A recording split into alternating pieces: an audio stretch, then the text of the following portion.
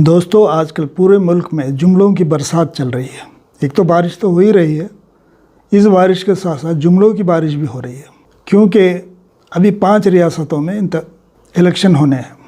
अभी हालांकि टाइम बाकी है थोड़ा, लेकिन इतने गर्मा गर्मी चल रही है जैसे कल ही अब इलेक्शन होने वाला है। इसी तरह हैदराबाद में भी ऐसे ही गर्मा गर्मी चल रही है और यहाँ भी जुमलों की बारिश हो रही है।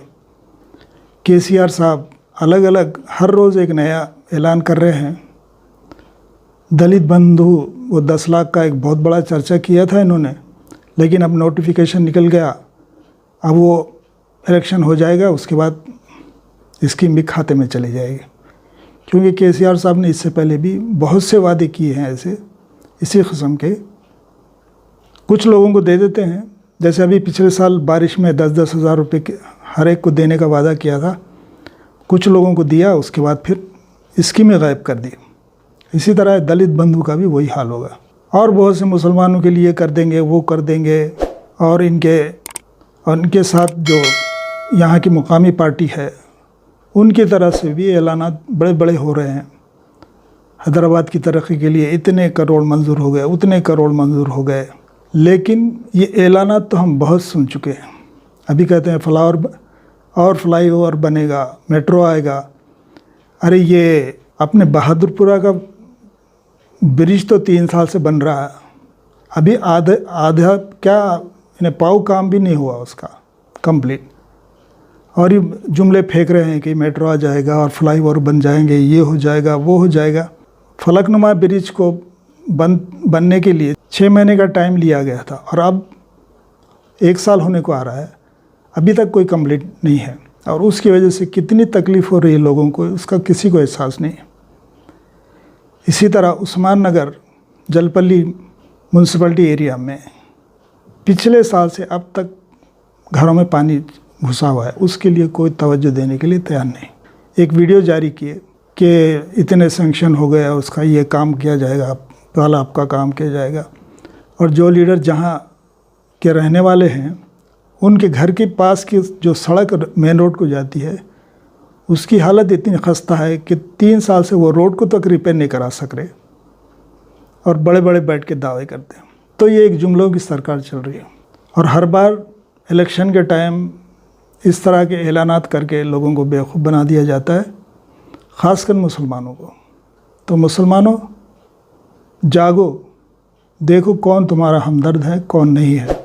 कुछ लोग मुसलमानों के नाम पर अपना कमीशन बना रहे हैं, उसको समझने की ज़रूरत है। आज शहर में जितनी गरीबी, भुखमरी, बेरोज़गारी, महंगाई जो फैली हुई है, जिसकी वजह से अच्छे अच्छे लोग हाथ फैलाने के लिए मजबूर हो रहे हैं। और अगर यही मुसलमानों का तौर तरीका रहा, इसी तरह खामोशी से सर झुका के चलते रहेंगे, तो एक वक्त ये आएगा कि हर एक के हाथ में भीख का कटोरा होगा। आप लोग, कोई वज़ीर आज़म मोदी को गालियाँ देता है या उनको बुरा भला कहता है तो बहुत खुश होते हैं, लेकिन ये नहीं सोचते कि उससे आपका क्या भला होने वाला है। मोदी जी तो अपने कम्युनिटी के लिए सब कुछ कर रहे हैं, उनको तो भगवान का दर्जा मिल चुका है। और हर हालत में जब तक वो हयात हैं, वो हर हालत में वज़ीर आज़म रहेंगे, उनको कोई नहीं हरा सकता। चाहे आप कितना चिल्ला कर कहते फिरें कि हम मोदी जी को, योगी जी को हरा देंगे, मुमकिन नहीं है। और ये भड़काऊ भाषण आपको सुन के आपको क्या फ़ायदा होने वाला है? आपको 2 वक्त की रोटी दे रहा है, आप जो खुश होते हैं। ये जो याद रखो, ये जो मोदी के ख़िलाफ़ जो भड़काऊ भाषण दे रहे हैं, यही उसके सपोर्टर हैं, ये उनकी मशहूरी कर रहे हैं। जब ये उनके ख़िलाफ़ भड़काऊ भाषण देते हैं तो उनके जो लोग हैं, जो नहीं देना चाहते हैं वोट, वो भी उनको देते हैं। तो इस चाल को समझना होगा।